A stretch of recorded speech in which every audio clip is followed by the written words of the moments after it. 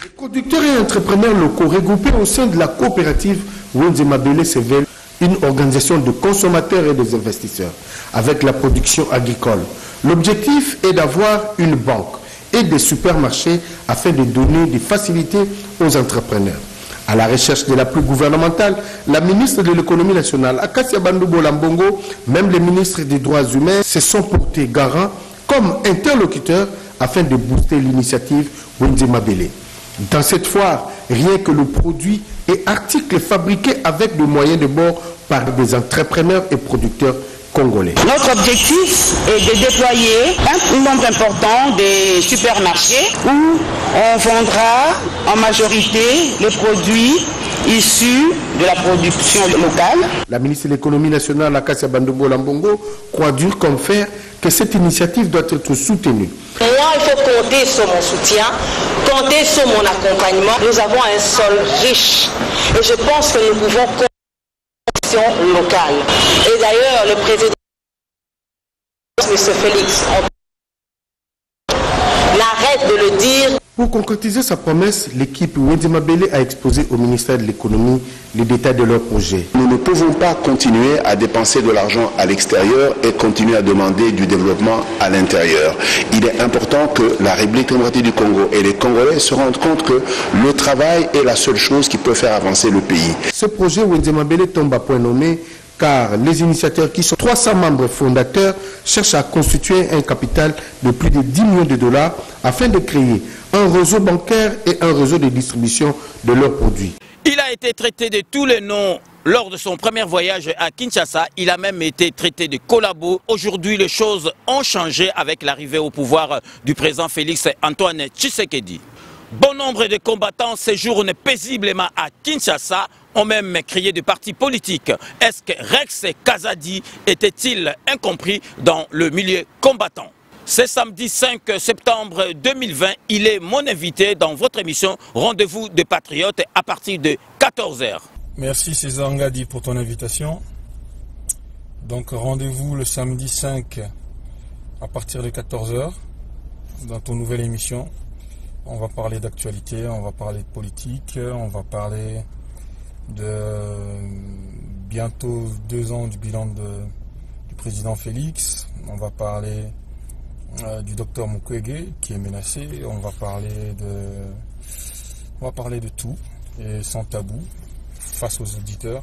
Donc je suis tout à fait disposé à répondre à toutes vos questions et je vous invite le samedi 5 à partir de 14 h dans l'émission de César Ngadi.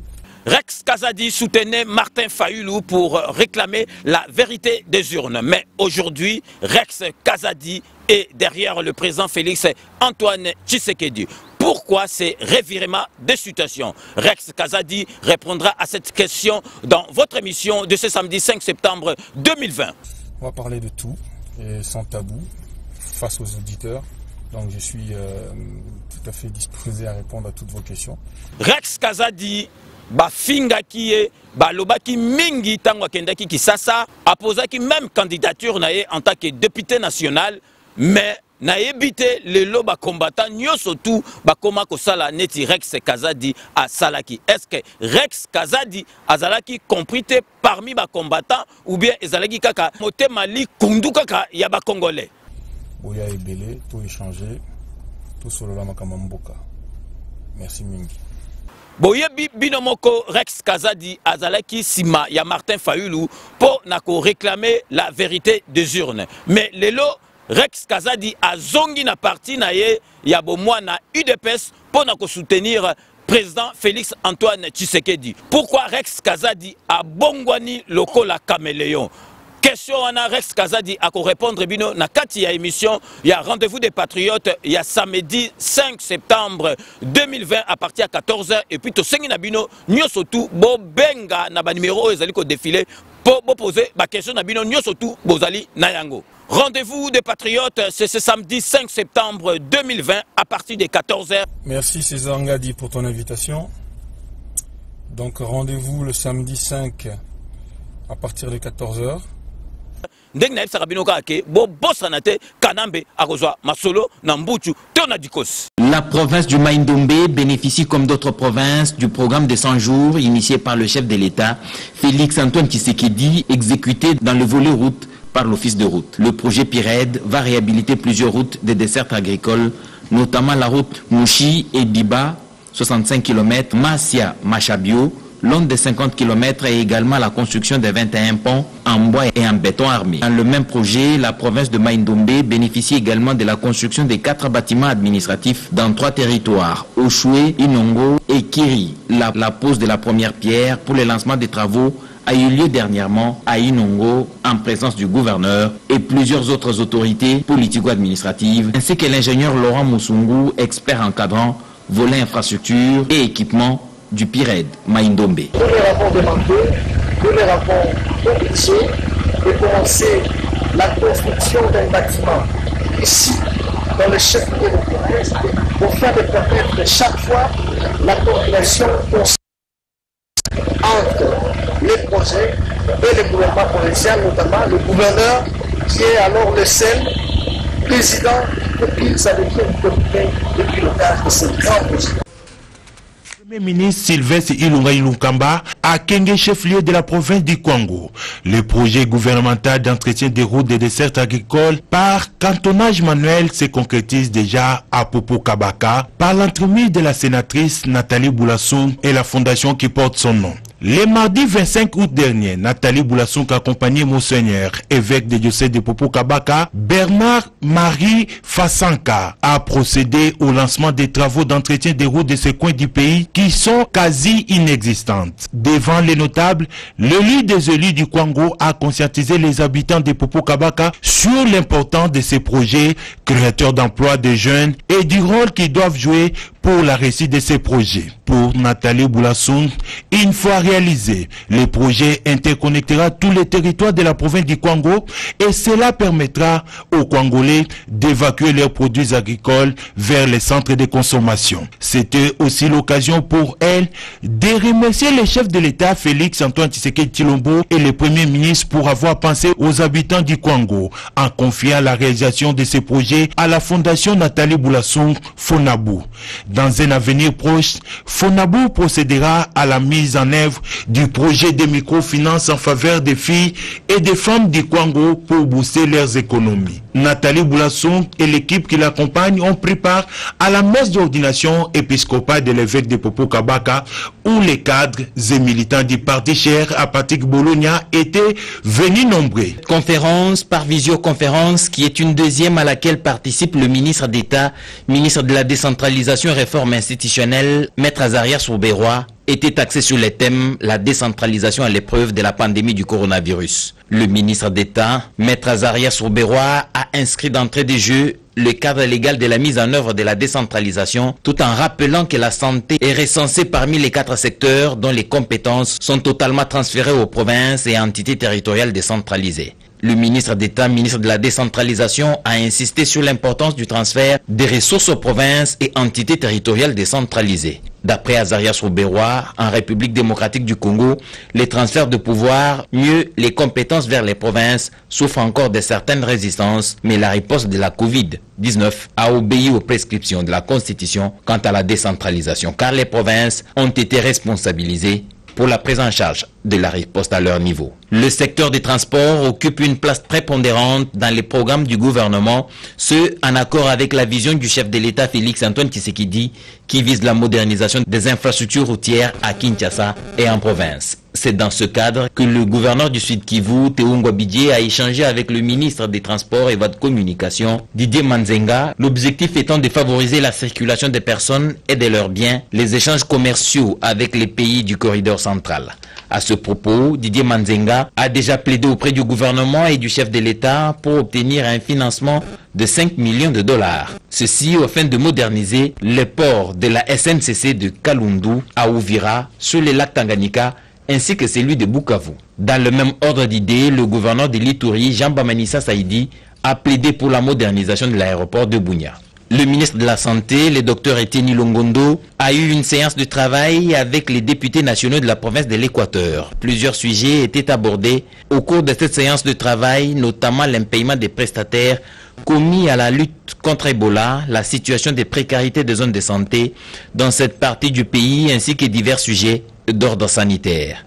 L'honorable Roger Mwamba, vice-président du caucus des élus nationaux de l'Équateur, considère que les explications détaillées fournies par le ministre de la Santé rencontrent leurs préoccupations. Dans le même registre, le vice-ministre de la Santé Albert Mpeti Biyombo a échangé avec une délégation du Bureau central de coordination BESECO afin d'avoir plus d'éclairage sur les travaux de réfection d'un bâtiment de l'hôpital général de référence de Kinshasa ex-Mama Yebo pour la prise en charge de malades à Covid-19. Ce financement à hauteur de 71 000 $ américains servira à la réfection du dit bâtiment ainsi qu'à l'achat des matériels médicaux. De retour de ses vacances parlementaires dans sa circonscription électorale de Chikapa, dans la province du Kasaï, le député national élu de Chikapa, Guy Mafuta Kabongo, a reçu plusieurs doléances des autorités traditionnelles, notamment le conflit coutumier, la succession au trône et le non-paiement des chefs traditionnels. Soucieux de donner la solution aux problèmes de ses électeurs, l'élu de Chikapa est allé voir le ministre des Affaires coutumières, Maître Erol Michel Mvunzimeya, pour discuter des problèmes lui soumis par sa base électorale. Avec une oreille attentive, le ministre délégué aux Affaires coutumières a promis de s'impliquer personnellement pour trouver la solution à ce problème et qu'il la pérenne sur l'ensemble de cette circonscription électorale. La canalisation des recettes publiques en vue de la croissance économique en République démocratique du Congo préoccupe le président de la République. Il s'est tenu un atelier sur la réforme du guichet unique, question d'élaborer des stratégies pour une meilleure canalisation des recettes. Faire du secteur du commerce extérieur l'une des locomotives de la croissance économique du pays, telle est la vision du président de la République, Félix Antoine Tshisekedi Tshilombo. C'est dans ce cadre que le conseiller principal du chef de l'État en charge de commerce extérieur, Désiré Moualabol Makob Matalatala, accompagné de ses collaborateurs du collège du commerce extérieur, ont rencontré la délégation de la société Ségus RDC pour une importante réunion sur la réforme du guichet unique, un projet mis en place par l'État congolais en partenariat avec la dite société pour centraliser et traiter en temps réel toutes les informations relatives aux opérations liées aux composantes réglementaires, douanières et logistiques pour les opérations d'importation, d'exportation et de transit de marchandises sur le territoire national. Au cours de cet entretien, la délégation de la société Ségus RDC, conduite par son directeur général Fernando Barbosa, a exposé par téléprojection le projet de la réforme du guichet unique en RDC qui devrait être mis en place dans les jours à venir. Après ces fructueux échanges, le CP du commerce extérieur s'est dit satisfait et promet de rendre compte aux garants de la nation du projet.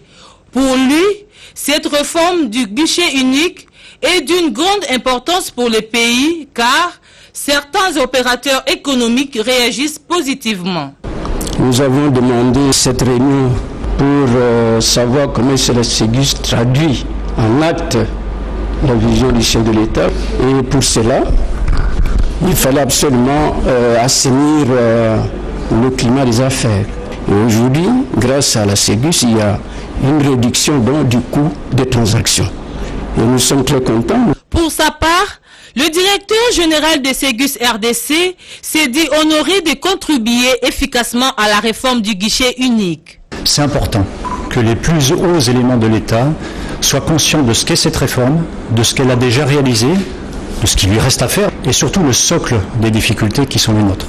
Ce que nous attendons surtout, c'est un appui institutionnel. C'est depuis 2015 que la société Ségus RDC travaille en partenariat avec l'État congolais dans le secteur du commerce extérieur, dans le poste, port, aéroport et centres de facilitation pour unifier tous les centres de l'information et réduire le coût de transaction.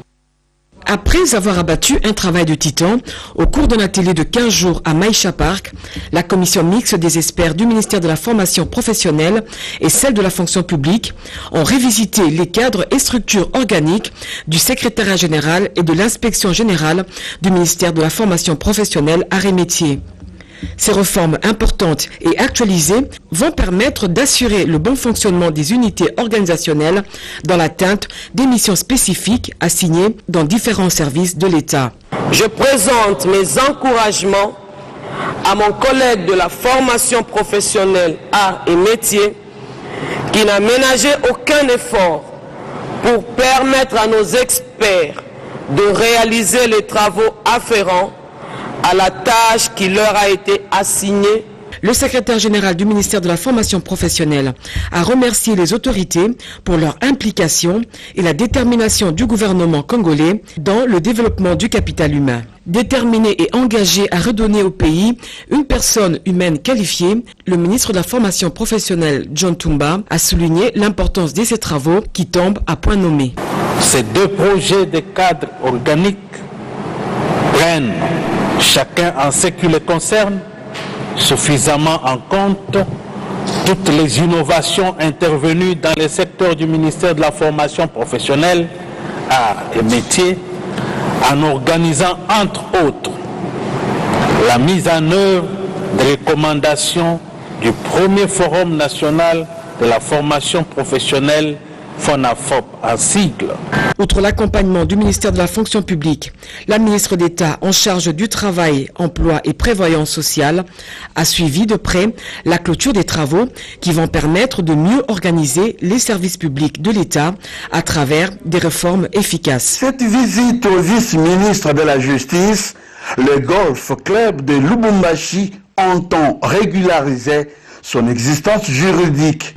Son secrétaire général, qui a conduit une délégation, estime que dans un état de droit, chaque personne, chaque association, parti politique ou fondation doit être en ordre avec l'État. Le vice-ministre de la Justice, maître Bernard Takeshi Ngumbi, en sa qualité de ministre de tutelle, a prodigué des sages conseils à ses hôtes en vue d'être en règle avec l'État. Ayant appris la mort inopinée le dimanche 30 août dernier de son conseiller Mwimba Texas, chargé des questions des personnes atteintes d'albinisme, la ministre déléguée des Affaires sociales en charge des personnes vivant avec handicap et autres personnes vulnérables, maître Irène Isambo Diata, a présidé une réunion pour la mise en place d'un comité d'organisation des obsèques de cette icône et activiste de droits des albinos. On prit part à cette rencontre le membre de la fondation Mwimba Texas, de la Fédération des albinos du Congo et les orphelins Mwimba. La ministre a présenté ses sincères condoléances à la famille biologique de l'illustre disparu, à la communauté de personnes vivant avec handicap et autres groupes vulnérables. Une perte énorme pour le cabinet et la nation congolaise, a souligné maître Irène Sambo. Il avait combattu la marginalisation et il était devenu un modèle pour les autres et aussi il donnait de son influence pour que tout le monde comprenne que le droit à la différence fait partie de vivre ensemble dans une société. Mwimba Texas, un modèle pour les autres, l'une des grandes valeurs de la République démocratique du Congo qui a su porter la voix des personnes vivant avec l'albinisme à tous les niveaux jusqu'à l'ONU. Donc, l'État congolais doit l'honorer comparativement à ce qu'il a été et pour ses loyaux services. Et rendons-nous au ministère de l'Industrie. Un protocole d'accord a été signé entre le ministère de l'Industrie et la firme italienne Sport Diffusion qui est déterminée à implanter ses industries textiles et de l'aquaculture en République démocratique du Congo. Petit Amani. Cette signature du protocole d'accord entre le ministre de l'Industrie, Julien Paluku Kaongia, et la firme italienne Sport Diffusion, représentée par son directeur général, Alberto Olivetto, a porté sur l'industrie textile et l'agroalimentaire, spécialement en aquaculture. Ce protocole d'accord vise à booster l'économie congolaise, mais aussi à valoriser les ressources naturelles dont regorge la RDC au cœur de l'Afrique. En effet, la RDC sera la base de cette firme de renommée internationale en Afrique, ce en ce qui concerne l'usine de fabrication des habits de toutes marques, et l'aquaculture sera développée à Goma, sous le lac Kivu, avec la production des aliments pour le poisson. Vogliamo realizzare in Congo quello che siamo già stati. Nous venons au Congo pour réaliser avec la population locale ce que nous avons déjà réalisé en Europe. Nous sommes conscients que le Congo, c'est un pays qui a de grandes ressources humaines. Et nous savons que jusque-là, vous n'avez pas encore amorcé l'industrialisation sur ce secteur-là. Et nous venons justement pour donner cette impulsion industrielle. Il est très important pour nous que notre entreprise ait une base ici au Congo, et cette base servira de référence pour tout le reste de l'Afrique. À noter que cette entreprise a été séduite par les explications du ministre Julien Paluku Kahongya lors de son dernier passage en Italie, où il a convaincu plusieurs partenaires à venir investir en RDC. La logistique des forces armées de la République démocratique du Congo a accueilli mardi 1er septembre 2020 les chefs d'état-major général adjoint chargé de l'administration et de la logistique. Le lieutenant général Ndima Kongo Constant poursuit ainsi sa série de visites, de prises de contact à travers les différentes structures relevant de son domaine de compétences. Accueilli à son arrivée par le général-major Assoumani Issa Koumba Marcelin, commandant du corps logistique, le général Ndima a d'abord suivi l'exposé sur la situation logistique de FARDC avant la visite guidée à travers les installations du corps logistique. À cette occasion, le commandant du corps logistique s'est dit réconforté par cette visite. Interrogé par un corps militaire sur le mobile de sa visite, le lieutenant général Ndima s'est exprimé en ces termes. Par rapport à la visite, je suis très content. Très content. Je ne veux pas rester seulement dans mon bureau climatisé là-bas, et quand je reçois des documents du commandant corps logistique et que je ne mets pas une idée sur ces installations, ces problèmes et son état-major, j'étais très émerveillé de venir voir le commandant corps logistique et ces installations, à voir aussi leurs problèmes. Il vient de nous exprimer tous ces problèmes, et ça nous permet aussi, à la fin de notre tournée, de faire aussi le rapport au chef d'état-major général pour qu'ensemble on cherche des voies et moyens pour satisfaire les demandes des commandants. La radio-télévision nationale congolaise, service public de l'État congolais, n'a pas à pleurnicher pour son fonctionnement. Elle a le pouvoir de son autosuffisance professionnelle et sociale. Sa ressource principale, c'est la redevance, une taxe prélevée sur tout appareil audiovisuel capable d'émettre ou de recevoir les émissions de la RTNC au travers son signal. La province du Maniema, avec un sens patriotique très élevé, vient de témoigner son engagement de collecter cette taxe de la redevance dans sa province au bénéfice du personnel de la RTNC. Le gouverneur de la province du Maniema, Ogi Moussafiri Kola, et le directeur général de la RTNC, Ernest Kabila Ilunga, ont apposé ce mercredi 2 septembre 2020 leur signature au bas de ces protocoles d'accord pour confirmation. Bon, c'était pour finaliser notre protocole d'accord pour la RTNC. Vous savez que c'est une loi qui existe déjà. La redevance qu'on doit payer pour la RTNC, que celui qui utilise la radio et celui qui utilise la télévision doit commencer à payer. Mais on n'a pas encore appliqué ça. Alors je tenais à ce que nous puissions signer pour nous permettre d'appliquer la loi pour aider notre chaîne nationale. Moi, je tiens d'abord à dire à mes frères gouverneurs d'autres provinces d'emboîter aussi les pas, parce que apparemment je suis la première province à signer, la deuxième province en dehors de la ville de Kinshasa, et que nous puissions soutenir. Quand je regarde ce que je paye en Afrique du Sud et en Belgique, je paye plus qu'ici. Alors si nous devons aider notre pays, c'est en soutenant la RTNC, en payant cette taxe. Nous devons porter main forte à la RTNC pour nous permettre aussi d'aller de l'avant comme d'autres pays aussi. Alors, il était très content de voir que je suis venu comme prévu, et il m'a promis de venir dans ma province d'ici le 31 décembre. Si Dieu nous prête vie encore, il pourrait être là pour nous encourager en beaucoup de choses aussi. Notez, la province du Maniema est la première, sinon la deuxième, après Kinshasa a accepté et soutenir les efforts de la RTNC pour la collecte de la redevance. C'est donc un modèle et un bel exemple à suivre.